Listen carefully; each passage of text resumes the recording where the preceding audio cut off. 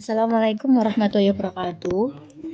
Saya akan presentasikan mata kuliah Sistem Pakar oleh dosen pengajar Muhammad Mahmud Sarjana Komputer Magister Komputer. Dengan anggota kelompok kami yang pertama yakni Muhammad Sarul Ihsan dengan NIM 211211004 dan Maulidia Rahmawati dengan NIM 211210015 dan Nur Aliyah 211210054.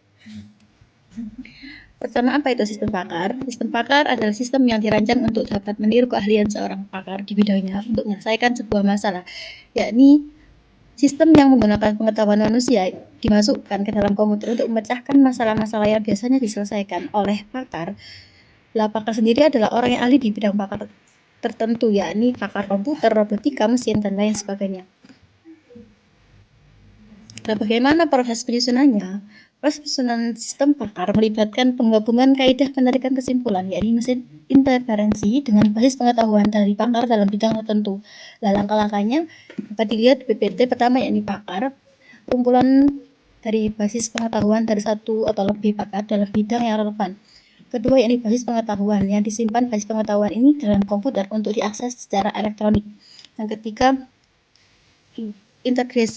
integrasikan mesin interferensi ke dalam sistem yang akan digunakan untuk mengambil keputusan.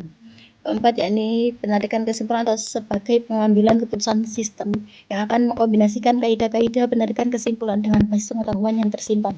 Dan yang terakhir adalah masalah selesai. Dari hasil kombinasi ini yang akan digunakan untuk menyelesaikan masalah yang dihadapi. Dengan cara ini, sistem pakar dapat membantu dalam pengambilan keputusan dengan menggunakan pengetahuan yang ada dari para pakar dalam bidang tersebut. Selanjutnya yakni tujuan. Apa saja tujuan sistem pakar? Pertama, menggantikan keahlian manusia. Menggantikan keahlian manusia itu adalah bertujuan menggantikan atau mendukung keahlian manusia dalam bidang tertentu. Yang kedua, pengambilan keputusan. Salah satu tujuan utama adalah untuk membantu pengambilan keputusan yang sulit dan kompleks. Ketiga, penyimpanan pengetahuan yang berfungsi untuk menyimpan pengetahuan pakar dalam komputer untuk diakses secara cepat dan juga efisien. Yang keempat, efisiensi dalam penyelesaian masalah, yakni dirancang untuk meningkatkan efisiensi dalam menyelesaikan masalah dalam domain tertentu. Kelima, reduksi ketergantungan pada pakar manusia. Tujuannya adalah untuk mengurangi ketergantungan pada pakar manusia dan memungkinkan organisasi untuk beroperasi tanpa bergantung pada kehadiran fisik pakar. Yang keenam, pendukung pembelajaran. Pendukung pembelajaran digunakan sebagai alat untuk mendukung proses pembelajaran dan pengembangan pengetahuan dalam bidang yang relevan. Dan yang terakhir, yang ketujuh ini akses cepat ke pengetahuan, membantu pengguna mendapatkan akses cepat dan mudah ke pengetahuan yang tersimpan. Yang kedelapan, optimasi proses. Optimasi proses ini digunakan untuk membantu mengoptimalkan proses bisnis atau pengambilan keputusan dengan memanfaatkan pengetahuan yang ada. 9. Kemungkinan pengembangan, yakni dikembangkan lebih lanjut dan ditingkatkan seiring waktu dengan menambahkan pengetahuan baru. Yang terakhir, yang ke-10, peningkatan konsistensi yang memastikan konsistensi dalam pengambilan keputusan dan penyelesaian masalah dalam domain tertentu. Kemudian manfaat sistem pakar. Yang pertama, pengambilan keputusan yang cepat dan akurat. Maksudnya apa? Sistem pakar dapat memberikan rekomendasi dan keputusan berdasarkan pengetahuan yang terstruktur dan konsisten, membantu pengguna dalam mengambil keputusan yang cepat dan akurat. Yang kedua, penyimpanan dan akses pengetahuan. Sistem pakar menyimpan pengetahuan pakar dalam bentuk yang dapat diakses oleh pengguna, menghindari kehilangan pengetahuan yang berharga saat pakar manusia pensiun atau tidak tersedia. Yang ketiga, peningkatan efisiensi. Dengan otomatisasi proses pengambilan keputusan, sistem pakar dapat meningkatkan efisiensi dalam berbagai tugas seperti diagnosis medis, perawatan mesin, atau perencanaan produksi. Yang keempat, konsistensi. Sistem pakar akan selalu menerapkan aturan dan pengetahuan dengan konsistensi, mengurangi kesalahan yang mungkin terjadi akibat faktor manusia juga. Yang kelima, pembelajaran. Sistem pakar dapat membantu dalam memahami berbagai aspek pengetahuan dalam suatu domain dan dapat digunakan sebagai alat pembelajaran bagi para pemula. Yang keenam, ketersediaan 24/7. Sistem pakar dapat diakses kapan saja 24 jam sehari ataupun 7 hari seminggu, sehingga selalu ada sumber konsultasi yang tersedia. Yang ketujuh, reduksi biaya. Dengan mengurangi kebutuhan akan konsultasi pakar manusia, sistem pakar dapat membantu mengurangi biaya operasional. Yang kedelapan, penggunaan dalam berbagai bidang.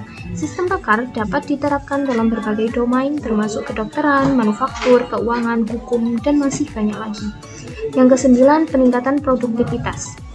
Dengan membantu dalam pengambilan keputusan dan pemecahan masalah, sistem pakar dapat meningkatkan produktivitas dan kualitas pekerjaan. Dan yang terakhir, ke-10, kemungkinan pengembangan. Sistem pakar dapat dikembangkan lebih lanjut dengan menambahkan pengetahuan baru menjadikannya alat yang fleksibel dan adaptif. Kemudian, apa saja sih bagian sistem pakar? Bagian sistem pakar ada 4. Yang pertama, user interface. Untuk user interface-nya itu memungkinkan manajer untuk memasukkan instruksi untuk menentukan parameter dari informasi dalam sistem pakar dan penerima informasi darinya, di mana di-input dari pengguna sistem pakar. Atau contohnya pada cancer saver, contoh diagnosa penyakit umum. Gambaran tampilan pertama pada saat kita login akan ada develop engine, yakni muncul data gejala dan juga data penyakit umum. Kedua, data tersebut akan diproses berupa fakta oleh pengguna dan oleh pakar, dan khawatirnya juga ada data baru dari pengguna itu sendiri dan pakar akan menginput data baru. Yang kedua ada knowledge base atau basis pengetahuan yang bersifat fakta yang menjelaskan bidang masalah dan mempresentasikan teknik yang menjelaskan cara penggabungan fakta dengan cara logis dan menggunakan rule atau kaidah tertentu hingga menghasilkan conclusion. Contoh adanya aturan rule atau association rule tentang aturan identifikasi hewan, ada if dan then tentang perincian atau ciri-ciri dari hewan. Yang ketiga ada inference engine, adalah mesin yang melakukan penalaran dalam menggunakan isi dari knowledge base atau basis pengetahuan yang diisi data tertentu. Biasanya melakukan sebuah penelusuran atau bisa tanya jawab sehingga ada contoh tabel data yang berupa pertanyaan tersebut dan sebagainya.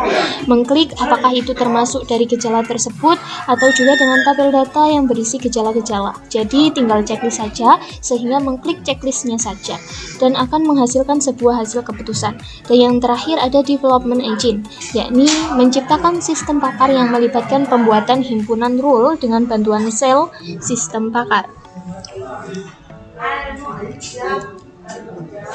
Baiklah, slide ke-7, karakteristik sistem pakar. Karakteristik sistem pakar ada 3, yaitu 1. Pengetahuan tinggi. Sistem pakar membutuhkan pengetahuan tinggi dalam bidang tertentu untuk membuat keputusan dan memberikan rekomendasi yang tepat. 2. Pembelajaran berkelanjutan. Sistem pakar harus mampu belajar dari setiap pengalaman barunya atau penggunaannya dan mampu memperbaiki dirinya selama waktu untuk memenuhi perubahan kebutuhan. 3. Interpretasi dan penjelasan. Sistem pakar harus dapat menerjemahkan pengetahuan pakar kepada pengguna yang mungkin tidak memahami keahlian pakar dan menggambarkan proses logika sistem. Apa saja tantangan dalam pengembangan sistem pakar? 1. Pemasangan yang mahal. Memasang sistem pakar membutuhkan biaya yang lebih tinggi termasuk biaya perangkat keras, perangkat lunak, latihan, dan pemasangan. 2. Integrasi dan perawatan yang sulit. Sistem pakar seringkali harus diintegrasikan dengan sistem lain dan perawatan yang dilakukan terkadang cukup sulit dan mahal. 3. Analisis dan evaluasi. Menentukan apakah sistem pakar bekerja secara efektif dan bermanfaat dalam konteksnya merupakan tantangan nyata.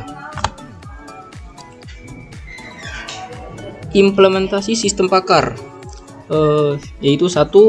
Terdapat pada Halodoc.